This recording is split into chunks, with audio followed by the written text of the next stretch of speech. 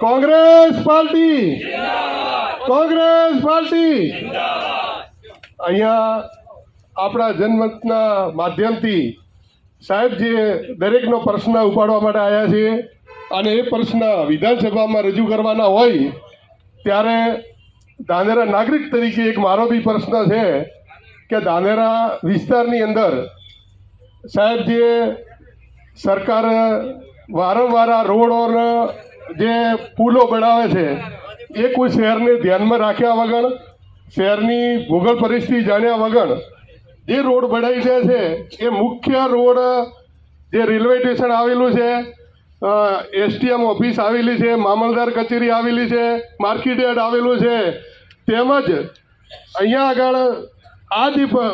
એના આગળ સીધો આખો પુલ બનાવી દીધો છે અને પુલની અંદર એ પુલ બનાવવાથી ધાનેરાના બે ભાગ થઈ ગયા છે, જેથી કરીને ધાનેરાના વિકાસને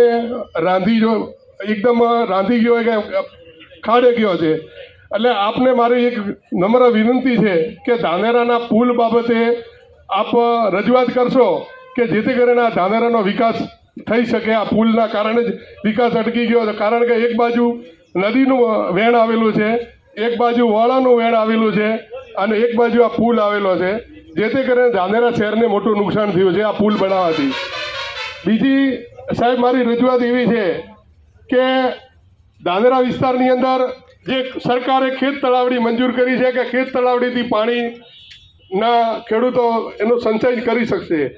તો ખેત તળાવડીની અંદર હાલ જ અમારા નજીક જ ગામમાં 2 બાળકો હતા અને 2 જ બાળકો મૃત્યુ પામ્યા છે અને સાહેબ એક પોલીસમાં નોકરી કરતો હતો, એક ડૉક્ટર હતો અને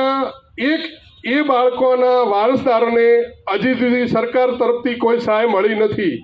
ખરેખર સાહેબ જો આવો ઘટના ઘટે તો આ સરકારની યોજના હતી તો એમાં એને સહાય મળવી જોઈએ। બીજી વાત, ત્રીજો એક મારો એવો પ્રશ્ન છે સાહેબ કે આ સરકાર ગાયાના નામે મત માગ્યા હતા, પરંતુ અત્યારે આખલાને ચરવા માટે જગ્યા નથી, એ આખલા ગામની અંદર ફરે છે અને આખલાથી અત્યારે એક સમાજનો માણસ મરી ગયો છે, એને પણ રૂપિયાની સહાય મળી નથી। તો આ પણ પ્રશ્ન આપ ઉપાડો એવી મારી વિનંતી છે। અને સરકાર સાહેબ ટોકન ભાડે લોકોને સ્કૂલો બનાવવા માટે, પ્રાઇવેટ કોલેજ બનાવવા માટે જો જગ્યા આપતી હોય તો ગાયનું ગોચર ખરેખર ખુલ્લું કરાવવું જોઈએ એવી મારી આપને વિનંતી છે કે જેથી કરીને આ લોકો આ ગાયોના આખલા જે ગામમાં ફરે છે એનું કારણ માત્ર જે આજે 2 પગના આખલા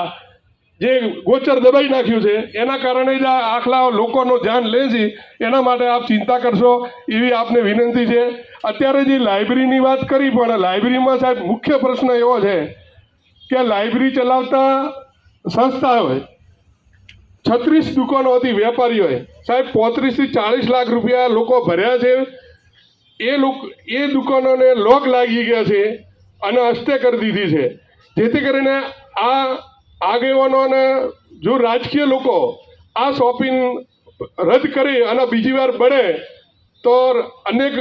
બિલ્ડરોને લાભ થાય, એટલે વેપારીઓને મોટું નુકસાન થયું છે। એટલે એ વેપારીઓ માટે સાહેબ થોડી ચિંતા કરવાનો વિષય છે। ઇન્દિરા આવાસમાં આપણે સરકાર હતી કોંગ્રેસની, એ વખતે સાહેબ મકાનો ફાળવ્યા હતા, પરંતુ એ લોકો સણદો લઈને જાય છે, પણ એ સણદો લઈને જાય અને હમણાં મકાનની વાત કરી, પણ મકાનની અંદર એ લોકો એમ કહે છે કે તમારો આ તો ફ્રી પ્લોટ છે। સાહેબ ખરેખર ફ્રી પ્લોટમાં મકાન બાંધવાના પૈસા આપતા નથી, એટલે ફ્રી